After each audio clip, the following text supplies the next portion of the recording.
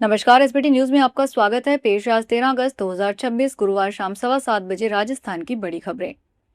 राजस्थान पंचायत निकाय चुनाव की आचार संहिता लगने से पहले आज हुई कैबिनेट की बैठक में सरकार ने प्रदेश के आमजन और कर्मचारियों को लेकर कई अहम फैसले किए। प्रदेश के कर्मचारी और अधिकारियों को प्रमोशन के लिए आवश्यक सेवा में 2 साल की छूट देने को कैबिनेट ने मंजूरी दे दी है। इस छूट की घोषणा सरकार ने बजट में की थी, लेकिन कैबिनेट से अनुमोदन नहीं होने के चलते नोटिफिकेशन जारी नहीं हो पा रहा था। लेकिन अब पिछले 3 साल में इस छूट का लाभ नहीं लेने वाले सभी कर्मचारी इसी दायरे में आएंगे। ऐसे कर्मचारियों को तय अनुभव में 2 साल की छूट मिल सकेगी। स्वायत्त शासन विभाग जयपुर मुख्यालय में सुरक्षा के कड़े इंतजामों के बीच राजस्थान के 309 नगरीय निकायों के प्रमुख पदों, महापौर, सभापति और अध्यक्ष के आरक्षण की लॉटरी निकाली गई। यूडीएच मंत्री झावर सिंह खर्रा और स्वायत्त शासन विभाग के प्रमुख शासन सचिव प्रवी जैन की मौजूदगी में यह प्रक्रिया पूरी की गई। 2011 की जनगणना के आधार पर वर्ष 2014 से और 2015 में ओबीसी वर्ग के लिए आरक्षित सीटों को छोड़कर नई लॉटरी जारी की गई है।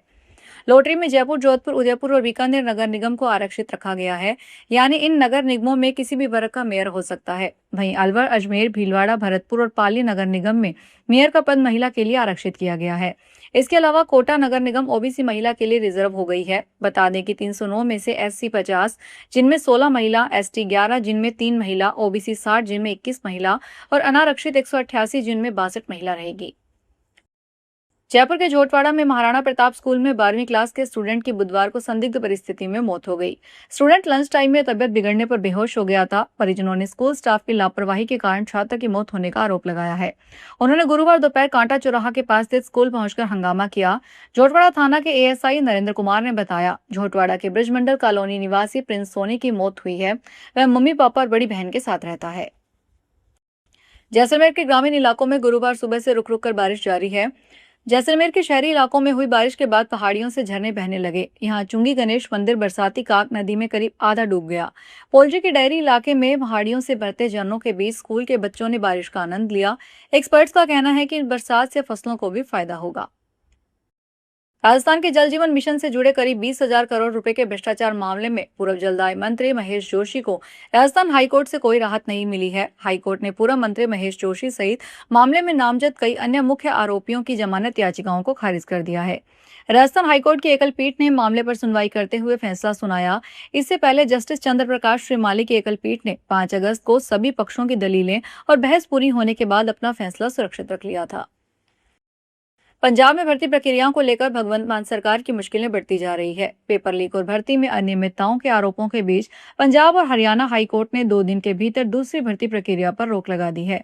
अदालत ने Punjab state rural livelihoods mission के तहत होने वाली 85 पदों की भर्ती प्रक्रिया को अगली सुनवाई तक स्थगित कर दिया है। इससे पहले अदालत फार्मासिस्ट ऑफिसर भर्ती प्रक्रिया पर भी रोक लगा चुकी है। ऐसे में लगातार दूसरी भर्ती प्रक्रिया पर रोक लगने से सरकार की चयन प्रक्रिया सवालों के घेरे में आ गई है। राहुल गांधी ने इलाहाबाद हाईकोर्ट के उस आदेश को चुनौती देते हुए सुप्रीम कोर्ट का रुख किया है, जिसमें सीबीआई और ईडी को उन आरोपों की जांच करने का निर्देश दिया गया था कि उसके पास आय के ज्ञात स्रोतों से अधिक संपत्ति है। राहुल गांधी की याचिका पर 17 अगस्त को चीफ जस्टिस सूर्यकांत की अध्यक्षता वाली बेंच सुनवाई करेगी। कांग्रेस सांसद ने इलाहाबाद हाईकोर्ट के उस आदेश को चुनौती दी है जो कर्नाटक के भाजपा कार्यकर्ता विघ्नेश शिशिर की शिकायत के संबंध में जारी किया गया था। शिशिर ने गांधी पर आय से अधिक संपत्ति रखने का आरोप लगाया था। राजस्थान के मुख्य सचिव वी श्रीनिवास की पहल पर मिशन कर्मयोगी के तहत राजस्थान में वरिष्ठ अधिकारियों की क्षमता संवर्धन और नागरिक केंद्रित शासन को सुदृढ़ करने के लिए किए जा रहे प्रयासों को राष्ट्रीय स्तर पर सराहना मिली है। कैपेसिटी बिल्डिंग कमीशन ने राजस्थान में आयोजित कर्मयोगी कर्तव्य कार्यक्रम की सराहना करते हुए मुख्य सचिव वी श्रीनिवास की पहल और नेतृत्व की प्रशंसा की है। कमीशन ने वरिष्ठ अधिकारियों के लिए इस तरह की पहल करने वाले राज्यों में राजस्थान को अग्रणी बताया है। कांग्रेस कार्य समिति की महत्वपूर्ण बैठक 19 अगस्त को आहूत की गई है, जिसमें देश के मौजूदा राजनीतिक हालात, कांग्रेस संगठन में प्रस्तावित बदलाव और आगामी विधानसभा चुनावों की तैयारियों को लेकर व्यापक मंथन किया जाएगा। मीडिया रिपोर्ट्स के अनुसार बैठक में पार्टी की रणनीति और संगठन को चुनावी चुनौतियों के लिए और मजबूत करने पर भी चर्चा की संभावना है। बैठक में हाल के दिनों में छात्रों के आंदोलन और दिल्ली पुलिस पर छात्रों के खिलाफ कथित बर्बरता के आरोपों का मुद्दा भी उठ सकता है। चूरू मेडिकल कॉलेज में विशेषज्ञ डॉक्टरों की सेवाओं की उम्मीद अब जगी है। राजस्थान मेडिकल एजुकेशन सोसाइटी ने प्रदेश के मेडिकल कॉलेजों में 305 असिस्टेंट प्रोफेसर की नियुक्ति के आदेश जारी किए हैं, जिनमें चूरू मेडिकल कॉलेज को 11 डॉक्टर मिले हैं। इन नियुक्तियों में कार्डियोलॉजी, न्यूरोलॉजी, यूरोलॉजी और गैस्ट्रोएंट्रोलॉजी के विशेषज्ञ भी शामिल हैं। राज्य में इसमें भी सभी नियुक्त डॉक्टरों को 15 दिन के भीतर मेडिकल कॉलेज के कार्यभार ग्रहण करने के निर्देश दिए हैं। राजस्थान के पूर्व मुख्यमंत्री अशोक गहलोत ने कहा कि हिंदू धर्म के नाम पर राजनीति करने वाले भारतीय जनता पार्टी की सच्चाई अब जनता के सामने आने लगी है और प्रदेश की सबसे बड़ी लक्खी पदयात्रा से पहले सांगानेर से रेनवाल तक के 25 किलोमीटर यात्रा मार्ग की जो हकीकत सामने आई है वह भाजपा सरकार और स्थानीय प्रशासन की गंभीर लापरवाही उजागर कर रही है। गहलोत गुरुवार को अपने बयान में यह बात कही। उन्होंने कहा कि जगह जगह टूटी सड़कें, बारिश से बने गहरे गड्ढे, 1.5 साल से सफाई न हुए नाले, यह सब उन रास्तों पर है जहां से 18 अगस्त से शुरू हो रही प्रदेश की सबसे बड़ी लक्खी पदयात्रा में लाखों श्रद्धालु गुजरेंगे। स्वतंत्रता दिवस पर दिल्ली में होने वाले राष्ट्रीय समारोह के मद्देनजर सुरक्षा व्यवस्था को मजबूत करते हुए रेवाड़ी पुलिस ने दिल्ली और गुरुग्राम जाने वाले भारी मालवाहक व वाणिज्यिक वाहनों के लिए रूट डायवर्जन किया है। 14 अगस्त दोपहर 3 बजे से 15 अगस्त दोपहर 2 बजे तक NH 48 से गुरुग्राम और दिल्ली की तरफ भारी वाहनों के आवागमन पर रोक रहेगी। पुलिस ने वाहन चालकों से इस अवधि में NH 48 का प्रयोग नहीं करने की अपील की है। जिला पुलिस के अनुसार जयपुर से दिल्ली और गुरुग्राम जाने वाले भारी वाहनों को NH 48 से NH 352 की तरफ डायवर्ट किया जाएगा। टोंक में बिजली की हो रही लगातार चोरी को लेकर एक बार फिर बिजली निगम ने बड़ी कार्रवाई की है।